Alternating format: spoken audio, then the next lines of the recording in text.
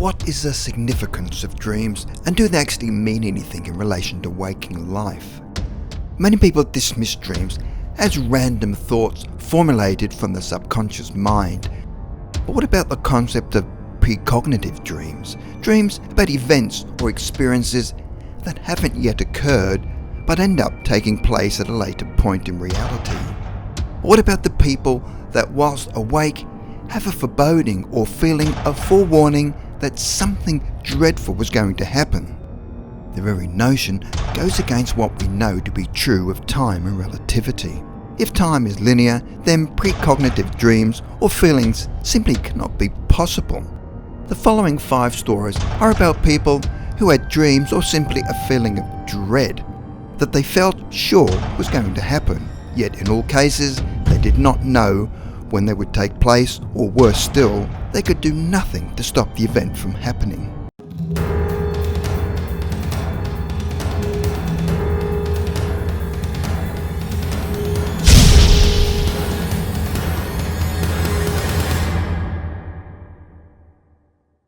Number 5. David Booth.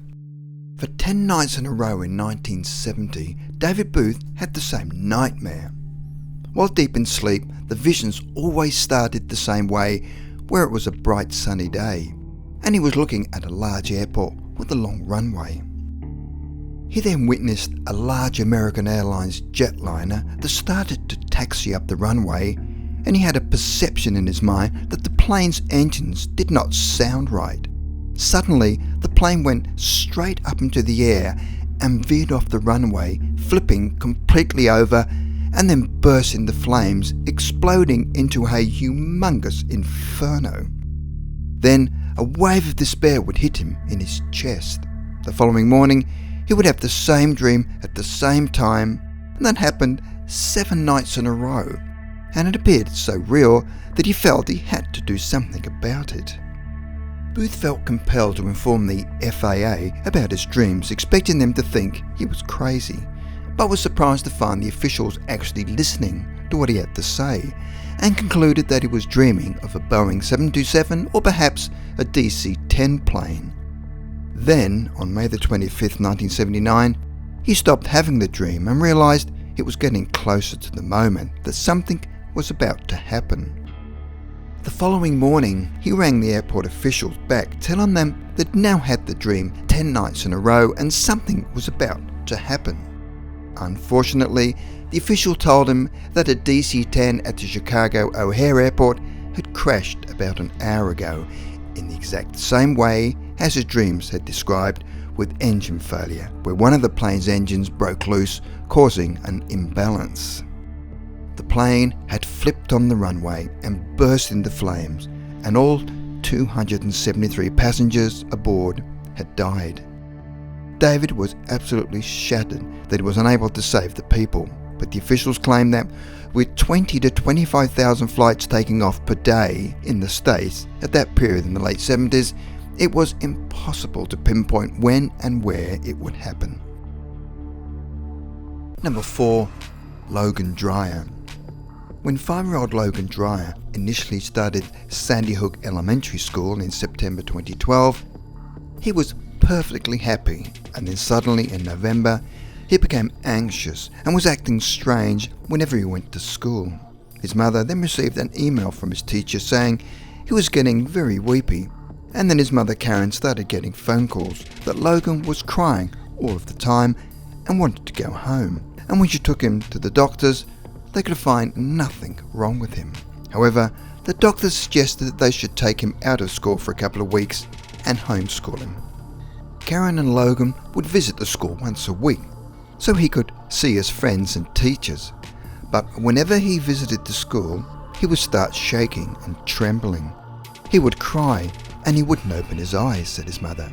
The boy also visited his friends during the time he was at home, but he became very upset during these visits, as though, claims his mother, he knew something terrible was about to happen to them.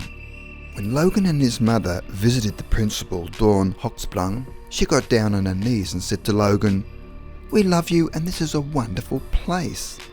Logan screamed back saying, No, it's not a safe place. I'm scared." Unfortunately, the principal and the school psychologist, Mary Sherlock, who spoke to Logan on the phone daily while he was being homeschooled, were both among the first killed in the shootings. 2 weeks later, there was a massacre that killed 20 children and 6 adults. The tragedy happened in December 2012. Karen Dreyer believes the son had vivid premonitions about the shooting. His mother then realised that he must have inherited his grandmother's psychic abilities, and it was that ability that saved his life, but unfortunately not the lives of his school friends. Number 3. Barrett Naylor. Probably the most defining moment of our modern era is the terrorist attacks on the World Trade Center in New York in 2001. Since that atrocity, many people around the world have claimed to have had experienced premonitions about the World Trade Center attacks. Barrett Naylor is a financial executive who worked at the Twin Towers and is considered a practical man with no inclination to believe in the paranormal. Yet, premonitions seem to have saved his life on 2 occasions before the tragedy occurred, and his story is quite startling.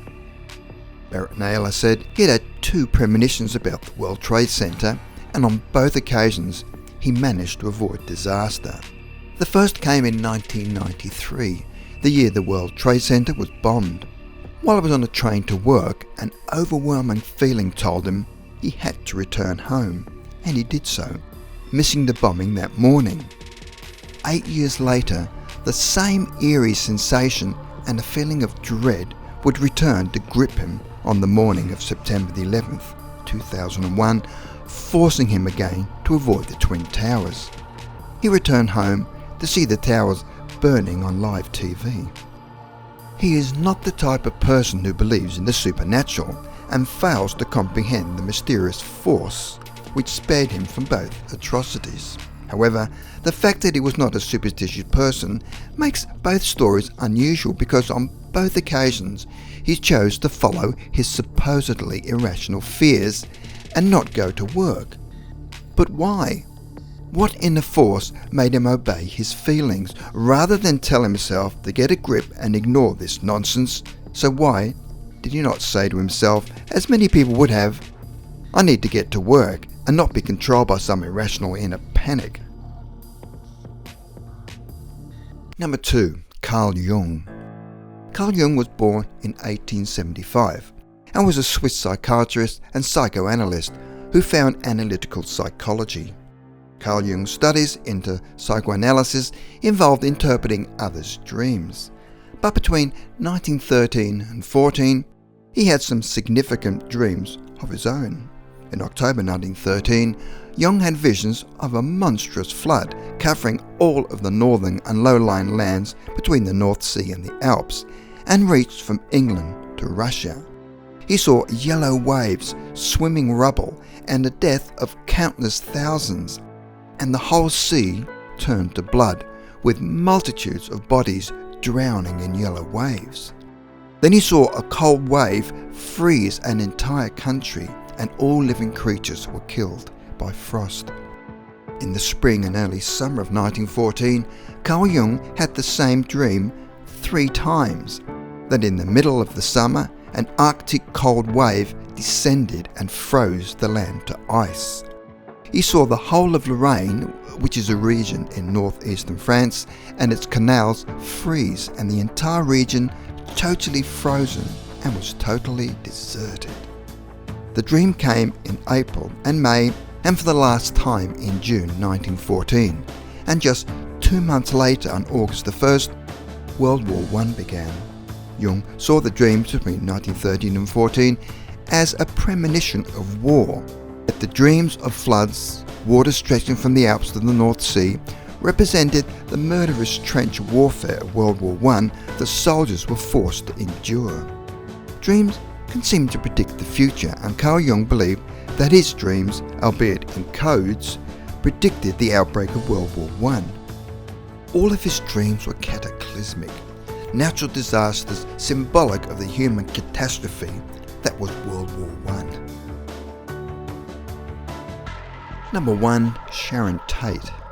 In 1966, actress Sharon Tate regularly stayed and slept over at her ex-boyfriend Jay Sebring's house in 9860 Eastern Drive, Beverly Hills. The house was built in 1929 and had originally belonged to famous actors Jean Harlow and Paul Byrne, where Byrne had committed suicide, and a few years later 2 people had drowned in the pool. For many years the house was apparently haunted and had a reputation for being cursed. However, Sebring chose to ignore the house's reputation and purchased it, inviting Sharon over on many occasions.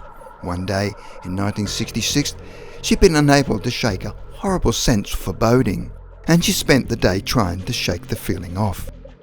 That night she was suddenly awoken by the apparition of a small, angry-looking man entering the room, just staring at her. She recognised him as Paul Byrne, who had committed suicide many years before. Sharon decided to go downstairs to calm herself and get a drink, but as she was walking down the stairs, she saw something even more terrifying. She later explained, "I saw a vision of someone tied to the staircase. It might have been me, it might have been Jay. Whoever it was cut open at the throat." In the years that followed, Sharon became increasingly convinced that the dead figure on the stairs was her. She told as many people as she could about what had happened during that night. 3 years later, and 2 weeks from giving birth, Sharon and her unborn child became victims of Charles Manson and his Manson family cult. She was stabbed to death, and some crime reports state she was hanged from a rafter in the living room. In the actual murder scene, there was a figure tied to the staircase with its throat cut, and that person was Jay Sebring. The house where she died stood just a mile away from where she had seen the ghostly premonition.